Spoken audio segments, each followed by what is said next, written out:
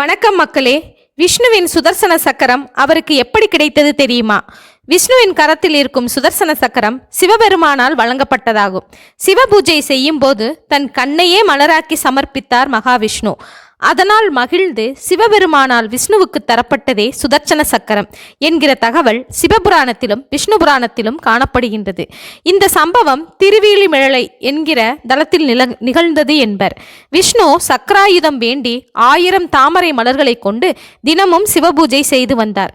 ஒரு நாள் சிவபெருமான் ஒரு பூவை எடுத்து மறைத்துவிட விஷ்ணு தனது வலது கண்ணையே தாமரை மலராக்கி பூஜையை செய்து முடித்தார். இதனால் அகமகிழ்ந்து போன சிவபெருமான் அவருக்கு சக்கராயுதம் அளித்தார் என்பது கதையாகும். இங்கு தங்கியிருந்த ஊர்தான் பக்கத்தில் உள்ள விஷ்ணுபுரம் என்பார்கள்.